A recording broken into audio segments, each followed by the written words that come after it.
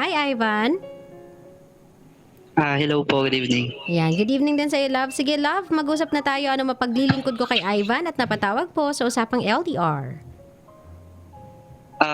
Actually, humingi ako ng advice sa'yo, DJ Lala, about sa ex ko. Okay. What's up? Nasa Saudi siya ngayon. Before, may jowa ako, almost 1 year kami. Then, nag-break kami kasi meron siyang jowa. Then, suddenly, dumating to yung sa Saudi. Actually, friend kami before sa Facebook pa. Then, tapos nag-post ako about sa ex ko. Tapos bigla siyang nag-message lang siya. Tapos nag-hi, ganyan. Tinanong ko ano pangalan ko, kung taga saan ako. Nung sinabi ko taga Bacolod akong ganyan niya, oh really? Kasi yan na yung sinasign ng ganyan sa akin na maging jowa niya daw later on, ganyan. So ako, nagpadala naman ako, okay naman sa akin yung ganon. Later on, siguro 2 days before, naging kami. And after nun, ayun, casual na kaming dalawa. Na, even though nasa malayo siya, okay din naman sa kanya. And siguro 1 month naging kami, araw-araw, tatawagan kami. Nag-video call pagpasok niya, pagte-text, nag-chat siya sa akin kung anong ginagawa niya, pumapasok sa work, pagtapos niya sa work, mag-video call kami hanggang sa matutulog na kami. Then yung one time, hanggang sa nagkaroon kami ng business na dalawa. Although hindi pa kami 1 month nagkaroon na kami agad ng business. Ayun na siya, DJ Lala. One time, nagsabi siya sa akin na uminom sila ng friend niya sa Saudi. Hanggang inumaga sila, so okay lang sa akin yun. Tapos kinabagahan, day off niya. Tumawag ako sa kanya.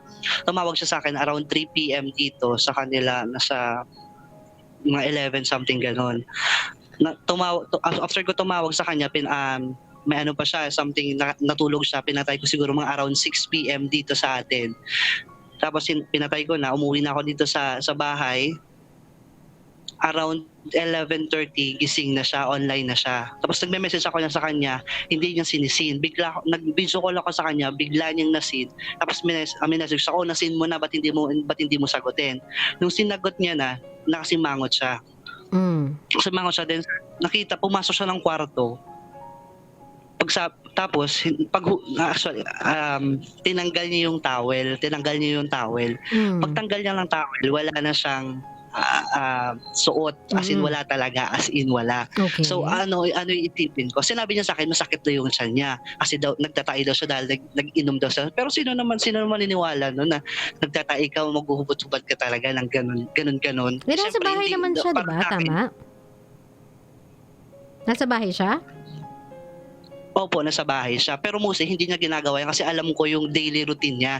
Hindi talaga siya gumaganon. Although maintindihan ko, nagtatae ka ganyan. Pero yung parang wala ka talagang hubot-hubad ka talaga. Tapos nakasimangot na pagsagot mo sa akin. Nagtanong, ganon.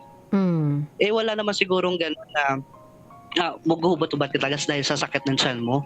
Tapos online ka mula kanina, hinayaan ko lang, nanood lang ako ng movie. Hanggang 12 a.m. na pa rin siya message sa akin. So yung tinawagan ko, hindi niya message ko sa akin, hindi niya sinisin. Nung tinawagan ko, bigla niyang nasin noon, that time. Tapos sabi ko, nasin mo na. Tapos magpunta siya ng kwarto, nilapag niya yung phone niya, hindi niya nakita na nakaharap sa akin. So nakita ko nga, wala talaga siyang suot na talaga. Ayun, nagtanong ako sa kanya, bakit diyan ka nagsuot? Ba't wala kang ganyan? Ba't diyan ka pa nagsuot ng suot mo ganyan? Basta basta natanong naman ako ng maayos sa kanya, bigla siyang sumigaw. First time niya akong sinigawan ng ganun, DJ Lala. As in, nagulat ako sa attitude niyang ganun. Kasi okay kami talaga everyday. Sobrang sweet namin dalawa, as in, parang ma-feel mo na mahal niya ako at sobrang mahal ko rin siya. Ganon. Tapos bigla na lang binabaan ako noon. Tapos ako, nagalit ako, DJ Lala. Kung ano na sabi ko sa kanya. Sabi ko sa kanya, sige kung ganyan din naman, maghiwalay lang tayo. Pero hindi ko meant yun na DJ Lala na gusto ko siyang hiwalayan. So yun na nga. And then, parang until now, hindi ako makamove on. Akala ko okay lang, parang gano'n. Yung parang magiging okay kami dalawa. Pero hindi nagmamakaawa ko sa kanya na magbalikan kami dalawa. Nag-effort na ako sa kanya sa lahat-lahat. Nag-effort na ako. Pero sa kanya, parang wala din. Tapos nakikita ko casual lang yung message niya sa akin, nangangamusta lang siya sa business, yung parang ganun. Tapos sinabi ko sa kanya, mahal mo pa ba ako? Hindi niya masagot-sagot, DJ Lala. As in, hindi talaga masagot-sagot. Yung parang isisin niya na lang talaga ng ganyan. Tapos one time, minessage ko siya, sabi ko, ano ba talaga? Mahal mo pa talaga ako or hindi? Ang gusto ko talaga, closure, DJ Lala. Sabi niya, I'm not closing my door naman. Sabi niya, let's say, kung hanggang kailan daw to, sabi niya sa akin. Pero, for now daw, hindi niya pa kaya. Pero ba't ganun, DJ Lala, na parang ang bilis sa kanya, pero sa akin hindi. As in lahat, parang sobrang down na down ako right now hanggang ngayon talaga, DJ Lala. Almost 1 week na talaga. So wala akong proper na kain, tulog. Kasi alam mo sarili ko, DJ Lala, pag nagmahal ako, sobra talaga bigay ko sa kanya. As in sobra talaga. So, anong tanong mo sa akin, Ivan? Ayun, DJ Lala, bakit ano ba, yung parang mahal niya pa ba ako? Hindi ko kasi maintindihan minsan mag-chat siya sa akin na parang sweet, tapos alam mo yun, na parang gusto ko mag-move on. Ang dami, ang staff ko nagsasabi sa akin, masakatanda sa akin, sinasabi sa akin, sir, ano mo na, mag-move on ka na. Yung parang, kung gusto mo kung hindi ka talaga maka-move on sa kanya, i-cut nyo na yung negosyo nyo dalawa. Nyo na, return investment na lang. Ayoko naman kasi nangako ko sa kanya. Professional ako makiusap sa kanya na baka sabihin niya ba na porket sa ganong relasyon, pati negosyo natin madadamay yung ganun. So ayoko naman ganun na isipin niya sa akin na ganun, DJ Lala. Pero ako yung nahihirapan everyday. Sobrang sakit sa akin everyday na nakikita ko casual lang sa kanya mag-message sa akin na parang walang nangyari. Even ako, sobra ako nasasaktan, sa kanya wala lang. Okay. Pero, malinaw na sa inyong dalawa na break na kayo? Opo, malinaw naman po. Pero ako, umaasa ako na magkabalikan kaming dalawa. Nag-e-effort talaga ako, DJ Lala. Kasi yun yung sinasabi nila ng mga kaibigan niya doon sa Saudi. Nagme-message yung kaming dalawa ng kaibigan niya. Pero wala naman daw. Yung parang mag-effort na nga, mag-ano daw ako. Yung parang bigyan ko siya ng time. Binigyan ko naman siya ng time, DJ Lala. Ang sa akin lang doon, DJ Yung Lala, time, is parang, gano'n na nakatagal yung time na binibigay mo sa kanya in order to think? siguro 2 weeks na, DJ Lala. Tapos ito ang conflict, DJ Lala. Kasi imaginein mo, naka-block sa kanya yung ex niya before sa Instagram niya. Naka-block both sila, naka-block. Alam ko naka-block sila. Most of the sudden, makita ko na lang na follow na siya sa ex niya. Yung ex niya may asawa din. Nag-conflict, kaya nga nag-message kami ng asawa niya, ng asawa ng ex niya din Kasi before, kaya na napunta yan sa Saudi, DJ Lala, kasi yun nga, nakipagrelasyon sa may asawa. Okay. So ngayon, ang ginagawa mo, instead of you trying to give him some space to think about you, to think about the relationship, what you are trying to do right now is investigating him. Yun ba ginagawa mo? Yun yung kakabalahan mo ngayon? Nag-iimbestiga ka ng ginagawa niya, imbestiga ka ng mga nangyayari sa socials niya, and then you therefore conclude sa mga nakikita mo na baka ganito, naglalagay ka na ng senaryo sa utak mo. Is that what you are trying to do? Ayun nga, DJ Lala, kasi ayoko sanang isipin na nagbalikan sila ng ex niya, kasi sobra siya nasaktan dun sa ex niya, kasi mahal na mahal yung ex niya. Alam ko, sobra niyang mahal. Pero sabi niya, wala na daw. Sabi, I remember, ganyan. Pero wala na siya nararamdaman. Sa tingin mo, kung malaman-laman niya na ganyan yung ginagawa mo sa kanya, na instead of giving him some time, instead of you just trying to focus dun sa nagawa mong mali, you trying to change yourself, change your ways, you trying to reflect dun sa nangyari, and then somehow pinapakita mo sa kanya na that you are actually maturing, Ivan, what do you think will be his reaction kapag nalaman-laman niya na yan pala yung ginagawa mo? You're stalking on him. And you are therefore writing stories into your own head sa mga possibilities na nangyayari sa kanya, mga rason kung bakit bigla na lang siyang hindi naging okay, bigla na lang siya out of nowhere, all of a sudden, naging chill sa'yo, naging, sabihin na natin, distant sa'yo. Ano sa tingin mo mararamdaman niya? Makikita ka niya as someone na mature? O makikita ka niya, or ma-justify niya sa utak niya na I made the right decision in calling this relationship off? Yun nga, DJ Lala, yung nangyari doon, kasi nang nalaman niya na nag-usap kami ng asawa ng ex niya, hindi ko naman, wala naman akong intention doon kasi ang sa akin lang doon, nilalayo ko siya ulit doon sa taong yun kasi alam kong mali yung ginawa niya. Kasi pag bumalik na naman siya doon, Hindi kasi sa'yo yun eh. Hindi kasi sa'yo yung desisyon yun. Nanghihimasok ka sa isyong hindi iyo.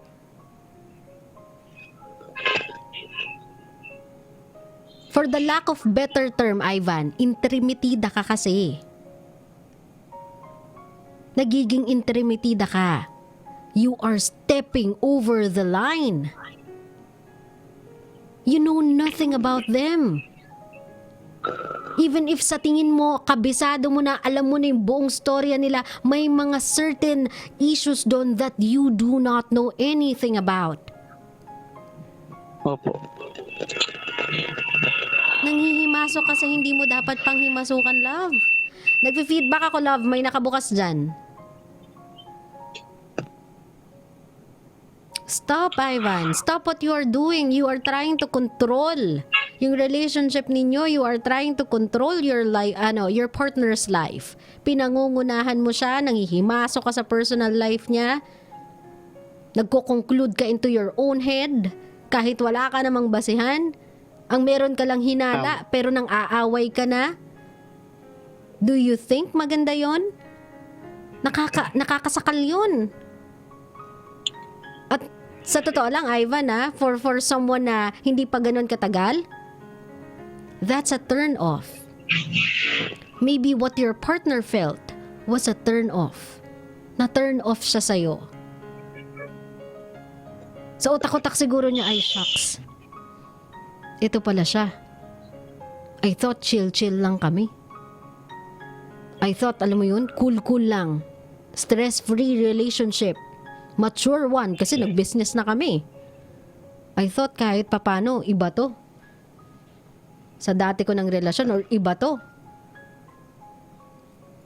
Kala ko medyo dahil considering our age, considering our platforms or our moves in life, ang utak naming nag-business agad kami together, our relationship is one notch higher.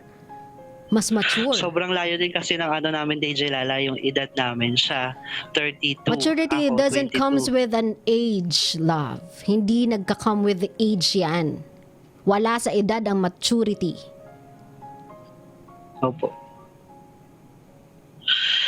Yun lang din kasi hindi ko maintindihan, DJ Lala, kasi tinatanong ko siya kung ano ba talaga. Parang, alam mo yun, iniwan niya ako ng question mark, na sobrang laki ng question mark. Ano ba talaga?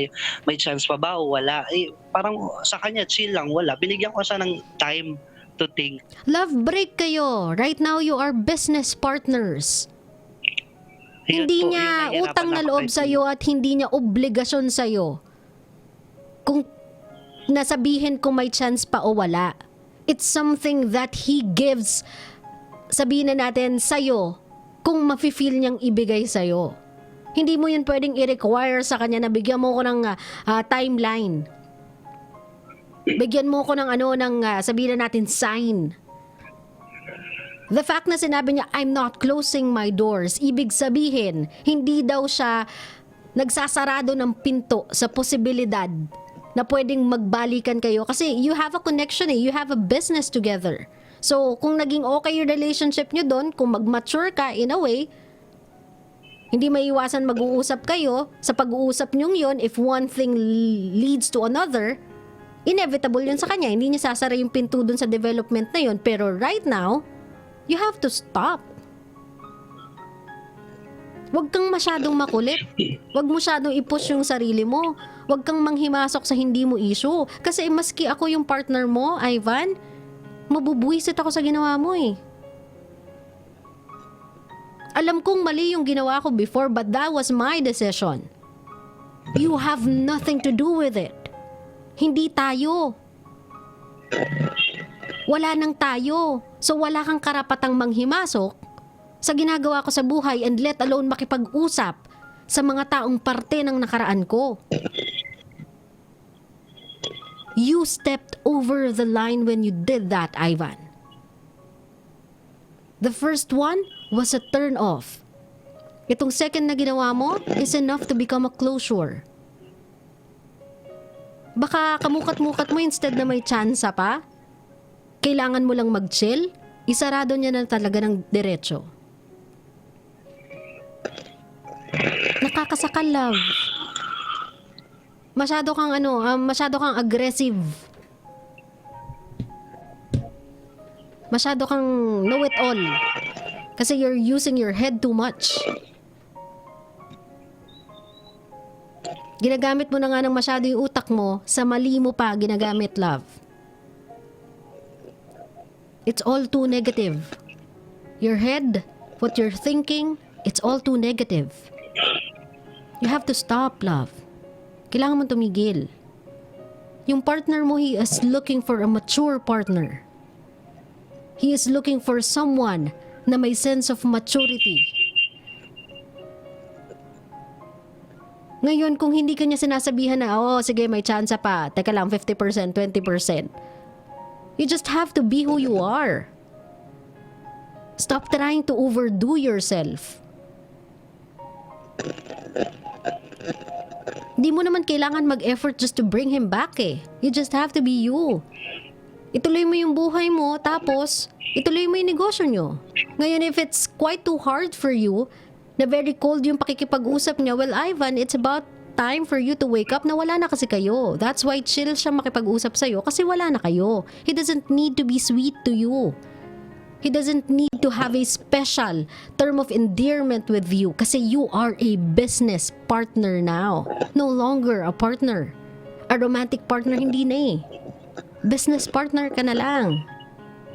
So now, if ayaw mo, hindi mo trip, na hindi mo kinakaya na business partner ka lang and you want more and you want it now, then mag-hands up ka, mag-return of investment ka, ikaw ang mag-return of investment. Kunin mo yung in-invest mo, then move out sa partnership na yan ng business. Pero if I were you, mag-chill lang ako. Business sa chong eh. For the age of 22 and you now have your own business, that's something that you can be proud of. All you need to be and all you need to do is be professional, love. And maybe makakita siya ng sense of maturity dun sa'yo. Kasi right now, sa mga kinakwento mo sa akin, sa naging actions mo sa kanya, sa mga pinipili mong gawin in order to bring him back, I do not sense any sincerity.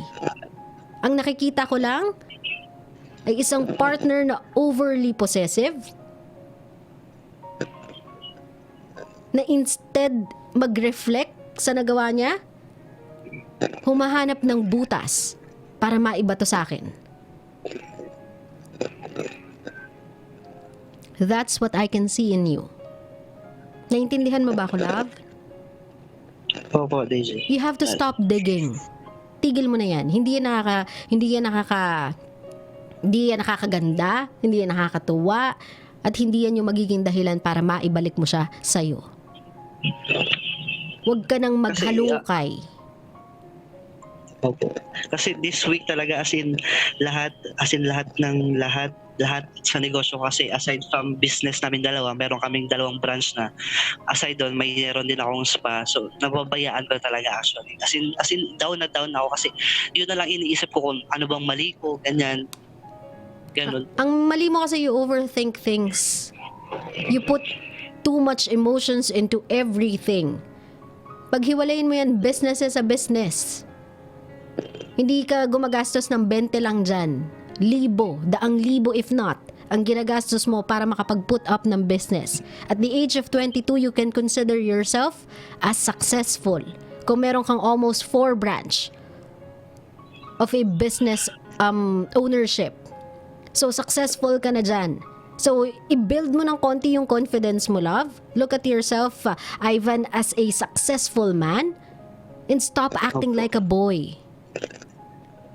Stop acting like a kid. 'Di ba? Ngayon, kung iisipin mo, kung ilalagay mo sa pag-iisip mo, I have 4 businesses. I am good looking. I love, sabihin na natin, I love way over the top. Ganyan ako magmahal eh. So, I think, kung dadating yung tamang taong magmamahal sa akin, dadating siya, magsastay siya sa buhay ko. I do not need to overdo myself every single time sa relationship kasi no one is requiring you to do that, love. Wala naman nagre-require sa'yo maging overboard eh, sa pagmamahal eh. You just need to be yourself. And stop trying to control your partner. Stop trying to decide for your partner and stop interpreting things about your partner. Nakita mo lang na walang saplot, ginera mo na ng ginera. Diba? I know a lot of stories na a lot of people na may mga times talaga sa buhay nila na they don't want any fabric in their skin, and that doesn't mean na nagkaroon siya ng sex time with someone.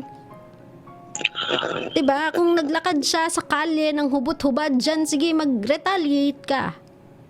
Pero kung nakita mo lang siya ng gano'n na and nag-draw ka na ng conclusion into your head that it can be something else, and then may ex, and then may kainuman kagabi, if you are just going to put puzzles together accordingly sa kung paano mo siya gusto paniwalaan, then no explanation will ever be enough for you, Ivan. Walang makakapag-justify sa'yo ng anything kasi meron kang sariling interpretasyon sa utak mo. And that's something you have to change. Parang business to love. Treat your relationship like a business as well.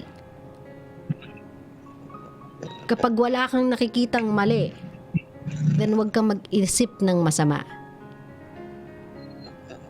Kasi hindi mo naman siguro pag-iisipan yung kahera mo na just because may bago siyang cellphone, tas nawalan kayo ng 1,000, kukonclude ka agad na kinuha niya yung 1,000 para makabili ng cellphone. Hindi naman ganun, love, diba? Hindi ganun yun eh. So don't do that to your relationship as well. You're driving your partner nuts. Ngayon, kung hindi ka niya bibigyan ng chance or kung hindi siya certain, if gusto ka niyang bigyan ng chance, then let it be. Ito yung mga sinasabi natin, tignan na lang natin yung agos ng panahon at pagkakataon. Sabi naman niya, he is not closing your doors, or he is not closing his doors, and you're not closing your doors either. So, tignan na lang natin what happens. If along yung business partnership ninyo, you met someone, technically, hindi mo naman siya sinasaktan. Technically, hindi mo naman siya chine-cheat. Kasi, technically, wala kayo. Kung gusto mo mag-move on, it's a choice you have to make. Not because you're waiting for him, not because humingi ka ng go signal sa kanya. Choice mo yun. It's a choice you do for yourself, not for anyone else. So, kung gusto mong mag-move on ngayon, mag-move on ka. He's trying to be okay with the fact na ang meron lang siya ay business partner. Though hindi niya sinasara yung doors, he's trying to live his life. At ayaw niya ihinto yung buhay niya just because may problema kayong dalawa. Ganon ka din dapat. Naintindihan mo, Ivan? Opo. Tapos wag mo ikwento sa mga trabahador mo yung problema ninyong magpartner. Wag kayo nagkukwento ng mga ganyan sa mga staff ninyo kasi yung mga staff ninyo, kung sino ang kaharap na boss, syempre andun yung allegiance nila, andun yung simpatya nila. Ikaw yung kaharap na boss eh. Paano kung ang kaharap nila yung isa? Hindi, syempre andun yung allegiance nila, andun yung sympathy nila. Why? Yun yung nagpapasahod sa kanila eh. So wag mong ikalat yung storya ninyo just because you want to get sympathy. You have to grow up, Ivan. You have to be mature about things. You have 4 branches under your name. At lahat sila naghihintay at lahat sila nag-aabang ng decision from an adult like you. So you might wanna act like one. Naintindihan? Nagigets, Ivan? Opo. Ngayon, bibigyan kita ng pagkakataon. Kung meron kang gustong sabihin dito sa former partner mo, former romantic partner mo, and now your business partner na lang muna, anong gusto mong sabihin sa kanya? Ayun, respetuhin ko na lang kung ano yung desisyon niya. Siguro, maintain na lang yung business partner namin dalawa, kung anong meron kami. Yun, go with the flow na lang. Kung babalik. Pero, yun, basta ako, mahal ko pa siya. Sobrang mahal ko siya. Okay. If ever na magkaroon kayo ng chance together, again, Ivan, you have to stop doing that, ha? Yung pagdodraw ng conclusion out of thin air. Kasi mahirap yan, love eh. Mahirap makipagrelasyon sa isang tao na ang hilig gumawa ng kwento sa utak niya, tas kapag nasaktan siya, kasalanan ko. mahirap makipagrelasyon sa ganyang klaseng tao. Kasi never siya magiging panalo, never siya magiging tama. Lahat ng kilos niya, pag-iisipan niya muna ng mabuti. Lahat ng makakasama niya, kailangan niya munang pag-isipan kung pagseselosan mo o hindi. Lahat ng aksyon sa buhay niya, he needs to think twice if mag-iisip ka ng pangit o maganda. And it's not a life for a guy like him.